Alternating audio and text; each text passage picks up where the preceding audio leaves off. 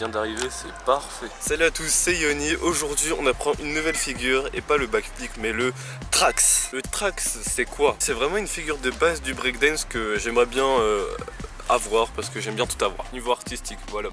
Du coup, je vais passer à l'échauffement immédiatement et si vous voulez l'apprendre avec moi, bah c'est parti.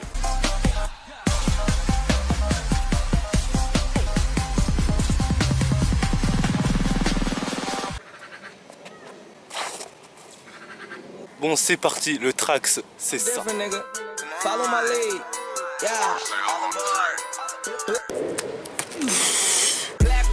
Black rims, yellow beach, red bone.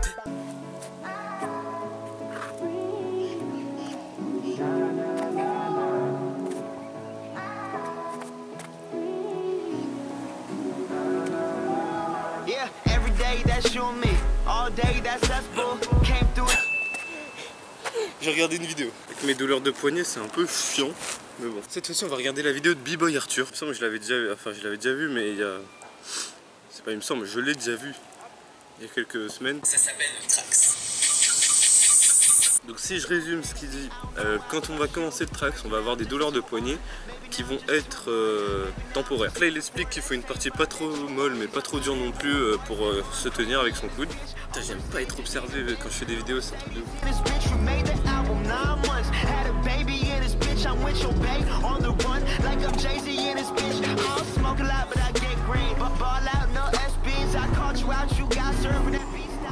Pas assez gainé. Et lui, je comprends pas ce que je fais avec cette main. Là, je pense que je suis bien.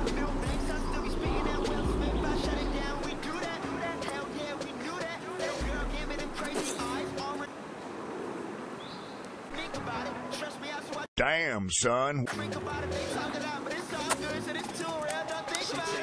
Je vais essayer de l'autre main pour voir la différence quand même.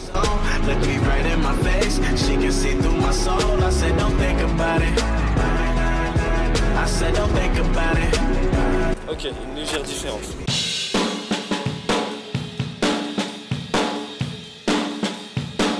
Ah, ça nique.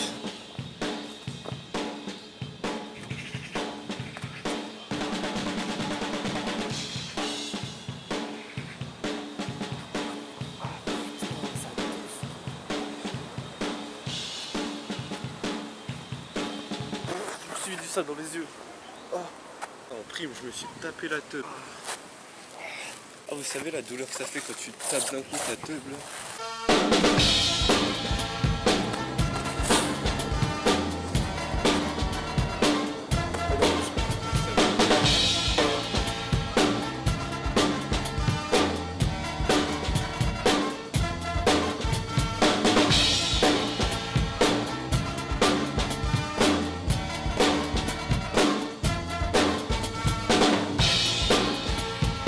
Personne dans le terrain que je veux. Bon, sinon l'histoire du breakdance c'est quoi? Je la connais pas très bien, mais je peux vous donner peut-être quelques informations. En tout cas, il faut savoir que le break n'est pas venu comme ça du jour au lendemain. Il est d'abord passé par le hip-hop. Et tout ça c'est né au Bronx. D'après mes renseignements en tout cas. Si vous avez des choses à partager aux autres, n'hésitez surtout pas. Alors déjà, ce que je peux vous dire, c'est qu'au début c'était pas des breakers, c'était pas Enfin, on appelait pas ça du breakdance. Au début, en fait, on les appelait les b-boys. Les b-boys disaient ou b-girl.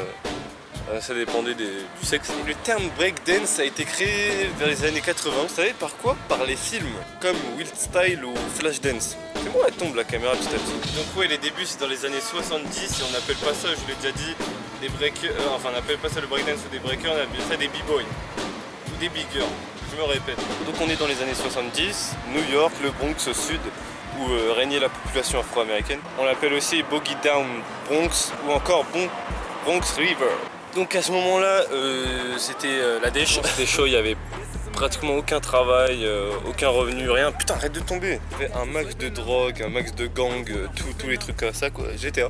La misère sociale, la violence, tout y était quoi. Mais le sud du Bronx était aussi réputé pour la musique, notamment afro-américaine.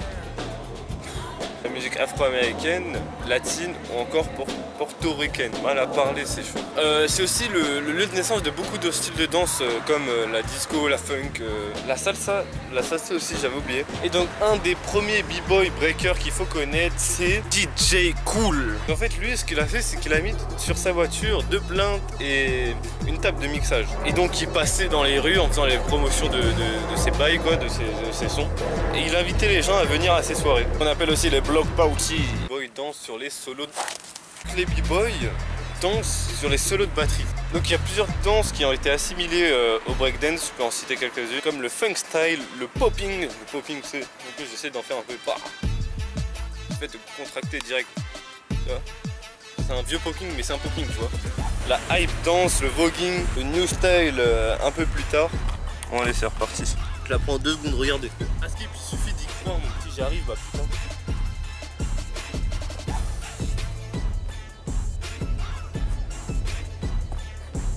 Ça va hein.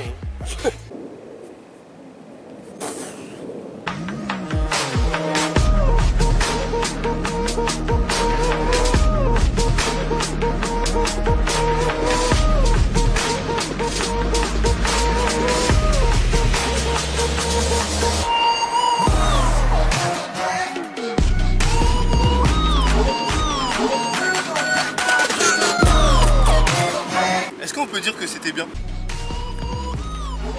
C'est quand même beaucoup plus simple sur le sol que sur... Oh, j'ai trop bien senti.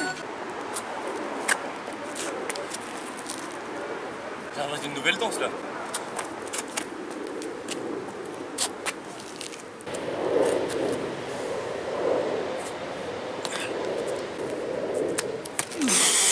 Oh, je déteste que ça me fait ça. Putain, j'ai hâte de voir ça au replay parce que putain, c'est une perte d'équilibre mais phénoménale. Je pense que c'est dur au début. Comme il a dit, on a mal au poignet là. C'est chaud, c'est impressionnant. Je pense que je devrais arrêter. Je veux bien, faut pas abandonner, mais je veux bien, on se blesse pas non plus. Hein, voilà, allez, j'essaie comme ça aussi. Pour moi, c'est un objectif mitigé. C'est vraiment un objectif mitigé. Putain, mais t'es là, le soleil il est là.